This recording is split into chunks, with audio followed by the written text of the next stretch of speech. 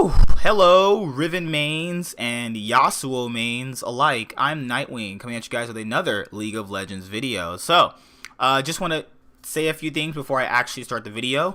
The reason why me and JTH didn't choose to do LEC day predictions and Korea day predictions, and the LPL stuff is being worked on. I need to just watch a lot more.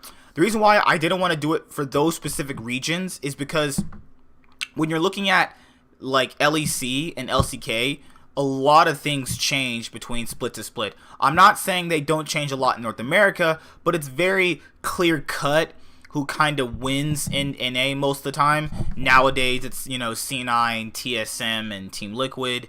As per this week of the LCS, Team Liquid and TSM are looking kind of, you know, on some different strengths and weaknesses.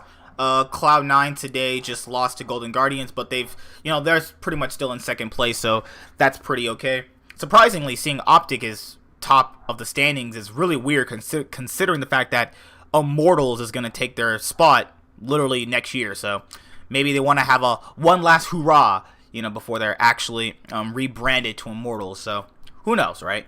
So that's why I kind of wanted to not do the day predictions for LEC and LCK on week 1, because you don't want to come in with pre-built assumptions. You want to kind of just come in fresh and then give your opinions based off what you've seen, because too much changes in EU and Korea all the time to really kind of gauge who's really going to be strong out the gate. Like, obvious answers of G2 and Fnatic coming out the gate strong were obvious choices that I said was going to happen, and, you know, it obviously panned out. They're definitely at the top of the standings. I know people got confused when me and JTH put SK Gaming so low, but if you take your recency bias and bring it into right now, that doesn't look too, you know, bad from what we were saying, right? So, you know, obviously we both have different opinions on various things in League. Obviously, my own opinion was that, you know, squeaking into playoffs by a tiebreaker game is already razor-thin margins. That's what that is. You didn't get there by smacking people around,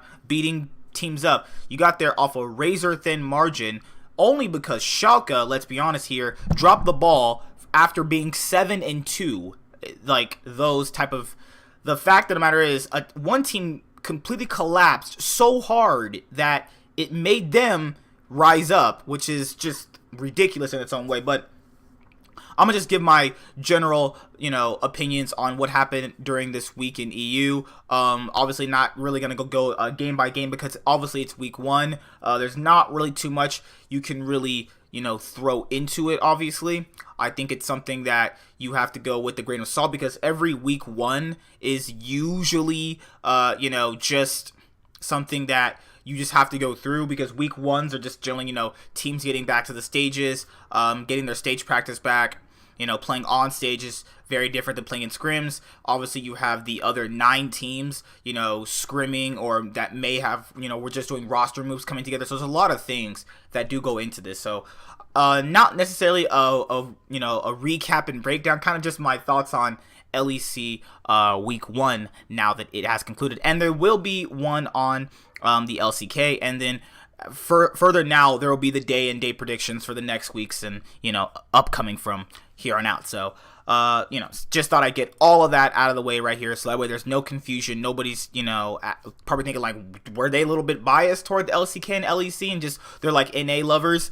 Absolutely not. I mean, I have an EU team I love very, very dearly in G2, and I have my NA team I love and very much in Cloud9, so I'm obviously not biased, obviously. So but I am going to give criticism where criticism is due. So let's just start with, okay, so Fnatic and G2 and Misfits, I'll kind of leave them alone for a second. I'm going to start with a team we kind of got criticized for in SK. SK looked, I don't know what to say, like, okay, back on their, you know, summer split debut. You know, it really looked like that Selfmade only had that one good split, and then it kind of, and right now, from what that split to right now, how he's playing, is looking like he's going to be a very average jungler. Now, I don't know if that's going to be the narrative and the case for the whole split, but have seen players come out, you know, as rookies, nobody knows who they are, and they just come out like superstars, and then they completely surprise everybody, and then the next split or the couple splits after that, they kind of just fall off and we don't really know what to expect of them. I can look at that example and go with Lyra from 2017 spring split for the North American LCS at the time when he was on Team Envious, where he came in on a 10th place team, and obviously he was like voted all pro first jungler, and then after that amazing split he had, he just fell apart. And hopefully that's not going to happen for Selfmade, obviously, since it's week 1, but it did look like that was going to be the case for the rest of the week. Sakurai, their new addition, I wasn't really too impressed per se, but like I said, week 1, obviously, there's going to be people criticizing him, and, you know, I don't really think that's fair, because when I look at players like Sakurai that have come from the EU Master scene, and I watched the EU Master scene, I clearly did. I don't remember every single player's name there, because, like, holy moly, they have a lot of teams. But, I think the EU Master players that are now on these LEC teams that have come in, like, obviously Rogues and SK Gaming's players that have came in from that, I think it took SK Gaming a little bit of time, last split, to understand that playing in the, you know, EU Master scene is like playing in an academy scene.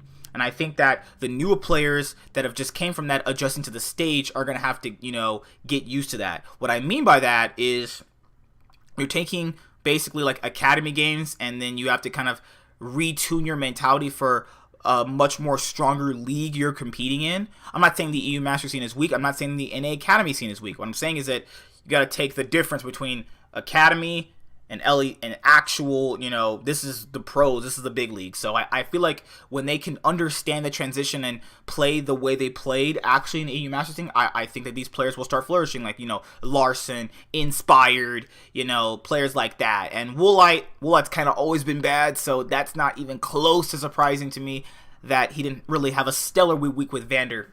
So, oh my god, it happens every single time. This happens every single video, no matter what, always. So that's my opinions on SK. I feel like they kind of disappointed in this first week, and I really didn't feel too hot on them. Next team I'll talk about is, let's go with Excel. Did you really think they were gonna do well? I mean, I'm just looking at myself, and I'm thinking like, Kasing, Yarnin. You know, they weren't playing Mickey. I think he had some, like, visa issues or whatever. Or they were playing Special or something like that. And it's like, this is just not a good team. Like, Kadro, I feel bad for Kadro. He's playing pretty well there. I feel bad for you, buddy. You know, obviously, because he's been playing pretty tremendous. But it's just not a good team, really. And if they don't win any more games past week 1, nobody's going to care anyway. So, you know, if they win some surprise games, whatever, you know. They win they get some upsets, but I don't feel like this team is going to be strong from this week's performance. I just don't see it.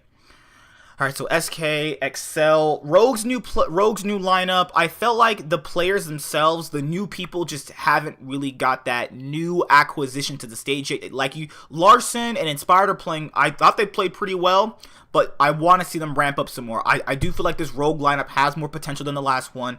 I'll say that with a grain of salt right now. I think they're actually pretty decent. I think they'll do well in these upcoming weeks.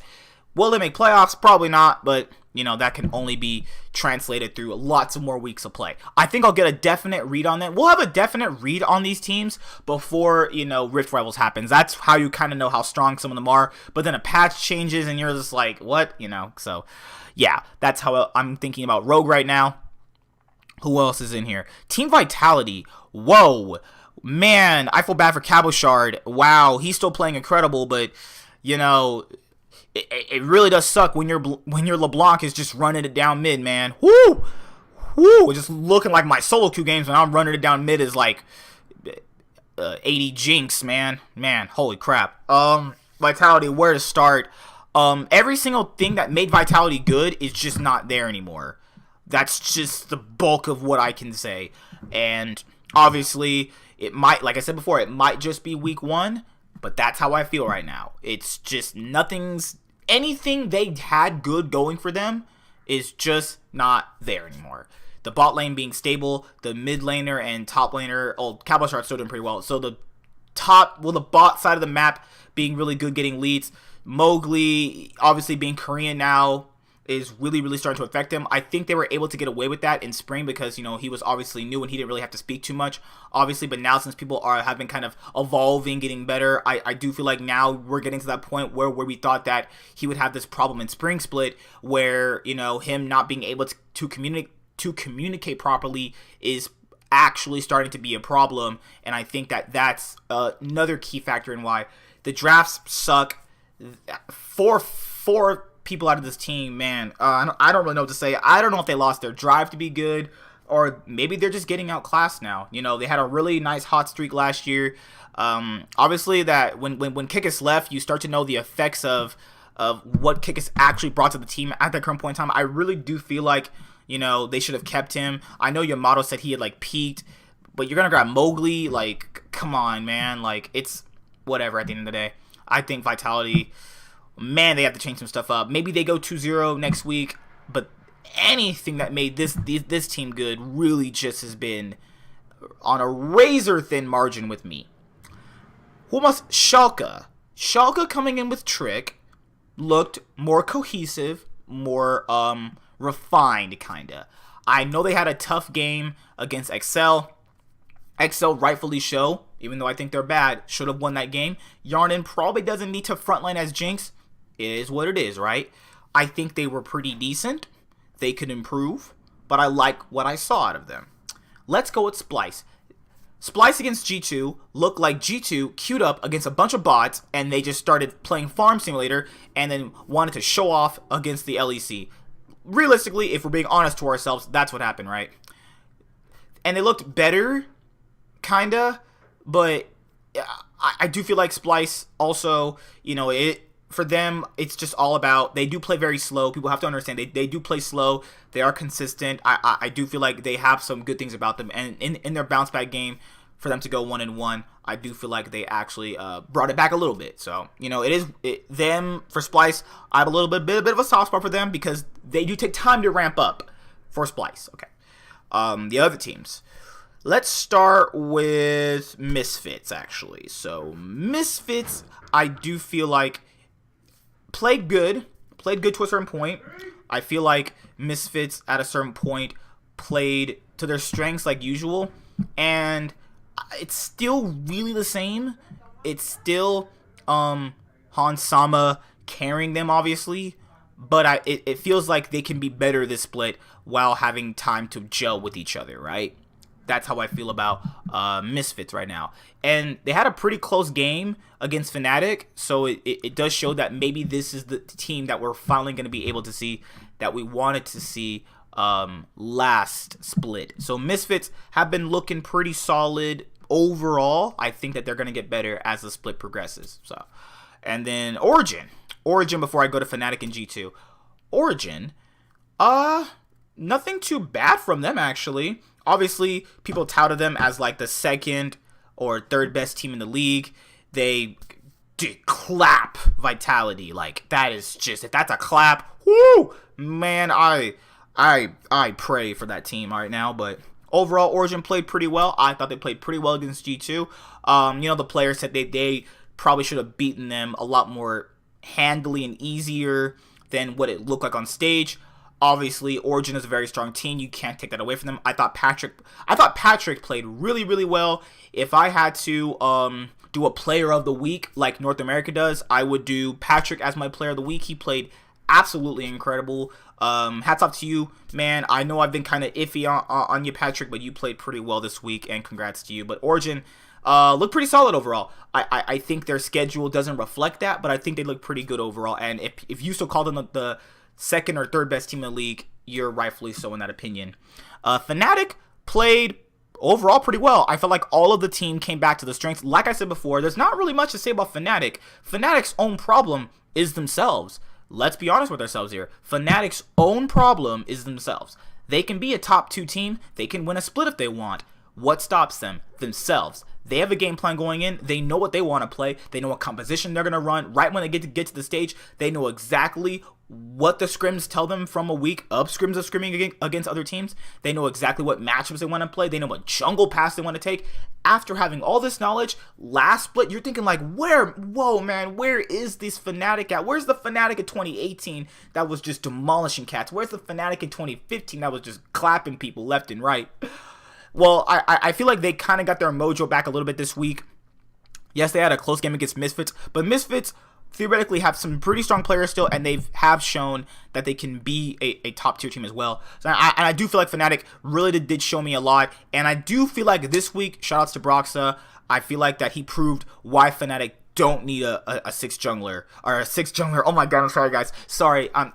He proved this week that they do not need a backup jungler overall. I feel like if you want to look at any position to have a backup in, I feel like that top lane is what you should be looking at. I'm looking at you, Young Buck.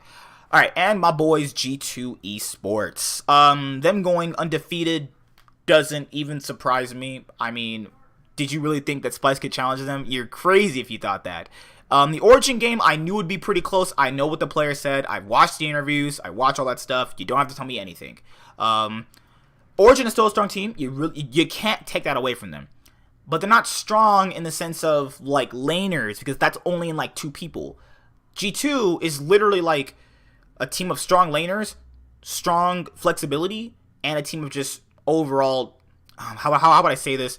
They gel together so well, and they know what they're going to play. They're just like Fnatic. The only thing that stops them from winning is themselves. Realistically, that was even proved just this past month in MSI. So realistically, we know what we're going to get at G2. And they played pretty well all the whole week, all things considered. I feel like this was the week that Perks really did show why he could be a good ADC. He played pretty well. I felt like that Caps didn't have too stellar of a performance, but, you know, overall, he played pretty well against the Splice game. So overall, like I said, Cap said that they can improve in a lot of things, and you obviously have to take week 1 with a grain of salt because it is week 1. There's not a lot of sample size to go off of.